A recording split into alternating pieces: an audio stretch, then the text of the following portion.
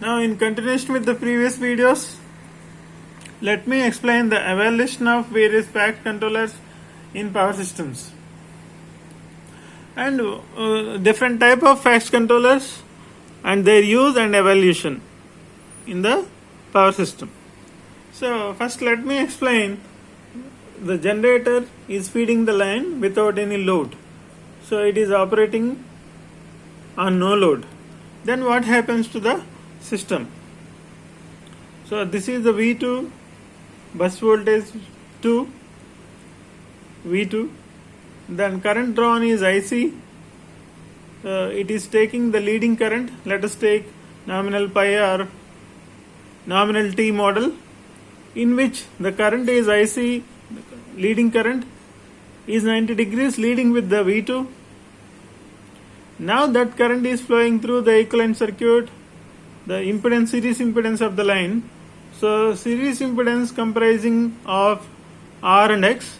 Therefore ICR is the voltage drop in the resistance which is in phase with the IC as shown in the figure phasor diagram, and ICX is the voltage drop in the inductive reactance. So that is ICXC is 90 degrees with the current IC, 9 degrees leading. So therefore this is the, when you subtract or when you add V2 and voltage drop, total voltage drop, you will get the V1. When you draw an arc, it will cut the reference axis at some point, that is equal to V1. Now V2 is greater than V1 due to Ferranti effect. This is called Ferranti effect.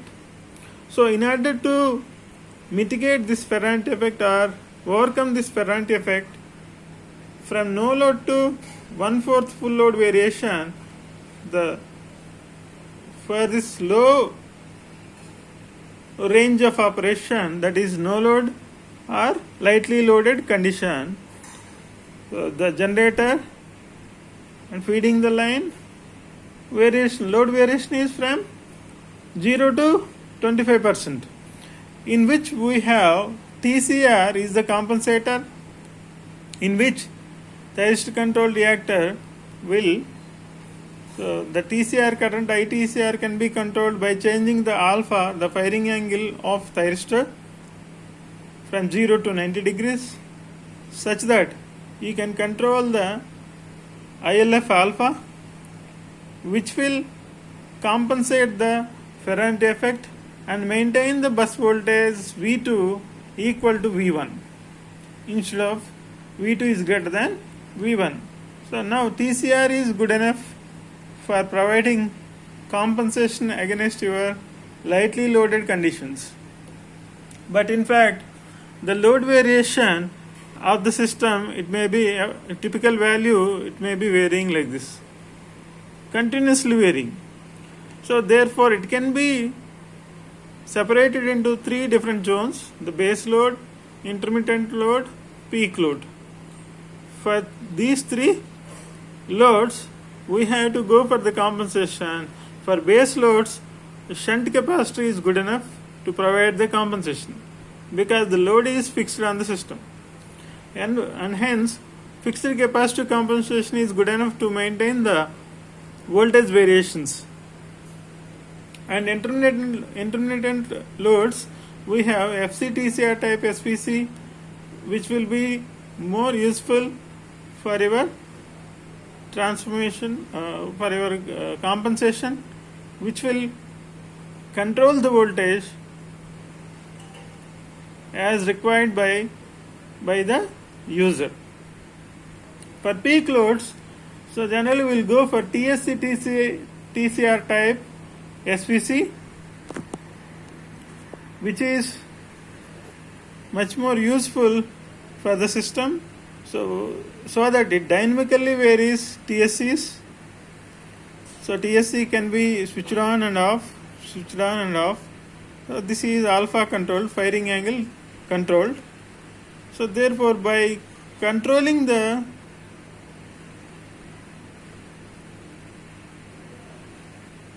current ITSC1, ITSC2 and ILF alpha, you can control the reactive power required by the dynamic variation of your peak loads. Therefore, it is better to choose TSC TCR type SPC during the peak loads. So this is the load variation: base load, intermittent load, and peak loads. Here we will go for TSC TCR type, FC TCR type. This is simple capacitor. Shunt capacitor is good enough. So coming to the characteristics, VI characteristics of your compensator. Generally SPC, it is a linear characteristic like this from here to some 0.8 pu voltage. From 0.8 to 1.2 or 1.1, there is a linear variation like this.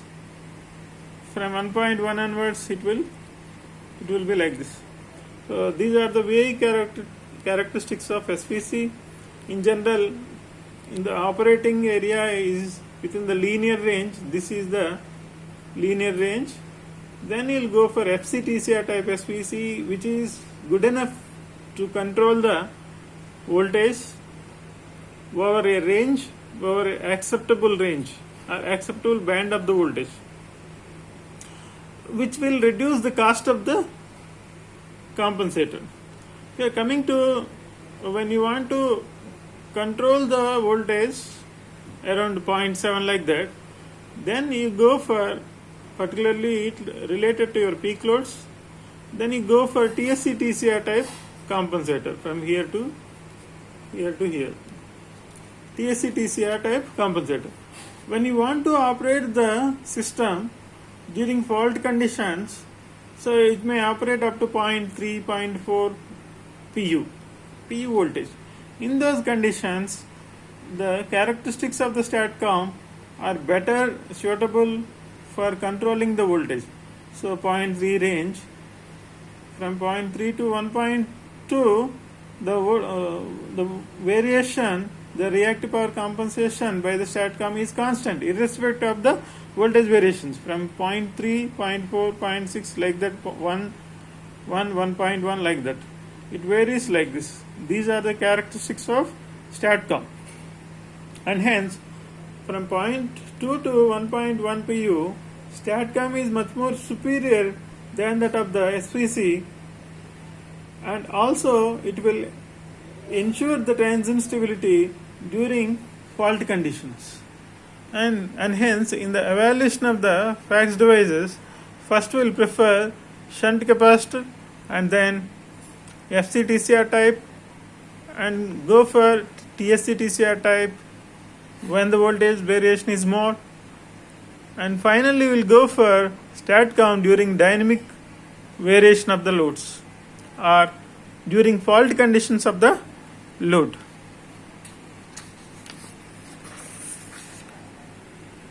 Now we will go for our TSC TCR type SPC control. We have already completed this. Once again we will analyze in detail today. So this is the IQ reference, required current, required reactive current by the system, from which you need to compute IQ as well as IL values. Based on that IQ and IL values, you can get the number of TSC should be on. So TSC1, TSC2, TSC3 can be switched on based on your IQ rating. So this is the TSC1, which will switch on the thyristor switcher capacitor 1. If it is required, it will switch on the second TSC and third TSC. Up to n number of TSCs can be switched on in a transient free manner. And then based on IL rating, the excess capacitive current can be suppressed by your TCR current, ILF alpha. So ILF alpha can be computed, and based on your ILF alpha, fundamental TCR current, the firing angle alpha is obtained and appropriately fires the TCR by using firing angle control. So TCR control is provided. Here in the control you want to provide basic three functions. Very first one is determination of n number of TSCs should be switched on for compensation. The second one is switching of TSCs in a transient free manner by using gate circuits. The third one is TCR delay angle control. So this is the TSC TCR type control.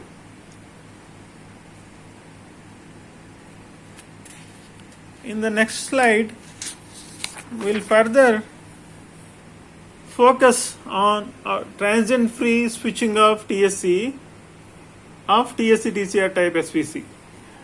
So how to switch on TSC TCR type SVC?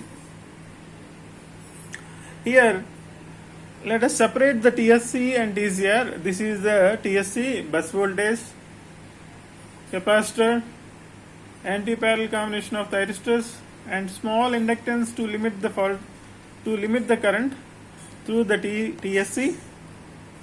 And so this is the transient free switching of TSCs. How to get it? Very first one, this is the voltage across the capacitance is VC,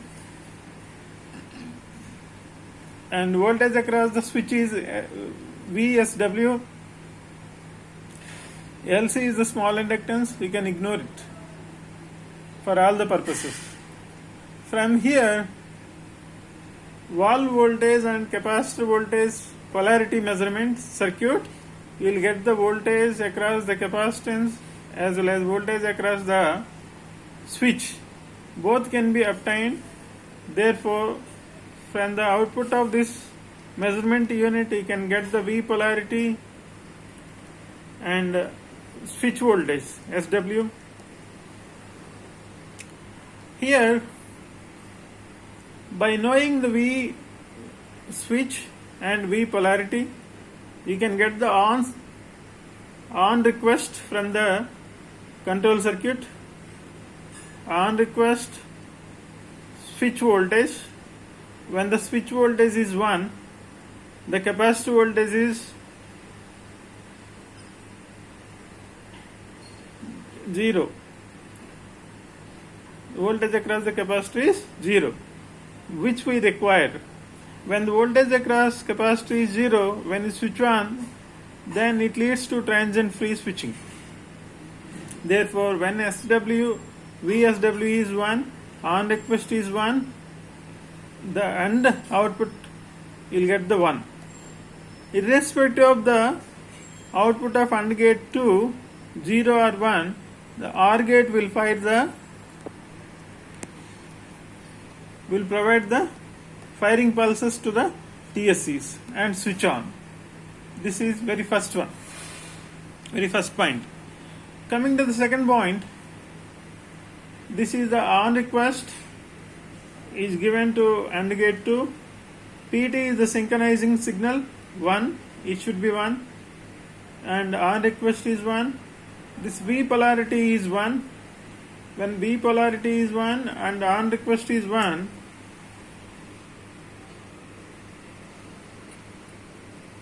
on request is 1, in that condition when V polarity and synchronizing signal both are 1, so that means the signals are in synchronism with the system. So when on request is 1, the output of the AND gate is 1. Now when it is 1, the output of AND gate 1 may be 0 or 1. Even both the cases it will switch on the TSCs in a transient free manner. When PT is 1, the signal is in synchronism with the system. So now let us focus on that. When TSC turns on, when switch voltage is 1 and on request is 1. This is the first case. On is equal to 1. Second case, PT equal to 1 and V polarity is also 1. When switch voltage is 1, then VC is equal to V. The voltage across the capacitance is equal to V. when Pt is equal to 1, when V equal to V, small v equal to capital V, when V polarity is 1, when sine of the V equal to sine of the Vc, when both the signs are equal. That means under any circumstances, when the voltage across the capacitance is minimum or 0, you will achieve the transient free switching of TSCs by using this logic gate circuit. This is the on request which is obtained from the control circuit. This is the control circuit of your TSC. For each TSC, you will have this kind of control circuit. Alright. Now let me explain the complete control circuit of TSC TCR type SVC, TSC TCR type SVC complete control circuit. So here you have IQ is the actual reactive current of the power system. This is the IQ reference corresponding to 1 PU voltage. The deviation between these two is nothing but the total current, capacitive current, required capacitive current of the system. So now ICT can be divided by each TSC current, ITSC1, then N is equal to ICT by ITSC1, which can be rounded to the integer. Suppose 2.5 is there, you will get the 3, N is equal to 3 number of TSCs. Then instead of 2.5, when you have 3 TSCs, then you will have some excess capacitive current. That excess capacitive current can be suppressed by your TCR current. Therefore, ICT is equal to sigma summation of I is equal to 1 to N ITSCs. ITSC 1, ITSC 2, ITSC 3, like that. You can summate, you will get the summation of ITSC 1 plus ITSC 2 plus ITSC 3 plus up to ITSC N. After getting total current, you can obtain the fundamental TCR current ILF alpha equal to summation of ITSCs minus ICT, total capacitive current of the SVC. Then you will get the excess capacitive current equal to ILF alpha. By providing the lagging current to the system, you can suppress the excess capacitive current by the TCR current. So by knowing the ILF alpha, so from which we will obtain alpha value from known ILF alpha, like in FC TCR type SVC, and appropriately you will find the thyristors, anti-parallel combination of thyristors of your TCR. You will provide the TCR current like this. Coming to the N number of TSCs should be fired. So should be switched on in a transient free manner, in which, suppose let us go for TSC1. So this you need to switch on the TSC1. This is on request from this block. This on request is given to AND gate 1. So this is the switch voltage, like I explained here. This is the bus voltage V, capacitor voltage Vc, and switch voltage VSW. This is the inductance. It can be ignored. The input to the valve voltage and polarity to measurement unit. So you will get the signals from Vc and VSW. From the output of this block will be V polarity 1, second one is switch voltage VSW. Now this switch voltage is given to AND gate 1, and on request is also given here. So this AND gate 1 output will be 1, which will fire the TSC, or else you will get the synchronizing signal PT here on request the other one is V polarity to the AND gate 2. So any 1, 0, 0, 1, 1, 1, all three cases, the OR gate output will provide the pulses from the firing circuit, which will switch on the TSC in a tangent free manner. In summation, you can get the overview of the entire circuit now. So here IQ reference and IQ, from which you will obtain the total capacitive current required, from which you will obtain the n number of TSCs should be switched on. So each TSC can be switched on in a tangent free manner by using gate circuit like this. So for TSC1, the complete control circuit is shown, and for TSC2, for TSC3 up to TSCN, we have not shown the control circuits. Like this, you need to switch on TSC1, TSC2, TSC3 up to n number of TSCs which required by the system. After that, the excess capacitive current can be obtained, so that is equal to ILF alpha. Once you got the fundamental TCR current, we can obtain the alpha value from the lookup tables or equation. So after getting ILF alpha, we'll get the alpha value, appropriately we'll get the firing of your TCR, so that you will get the complete control over TSCs and TCR exactly is required by the system for maintaining the voltage equal to 1 pu, per unit voltage 1. So this is the complete control circuit of your TSC TCR type SVC.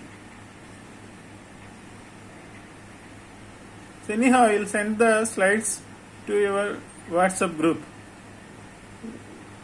Thank you everyone.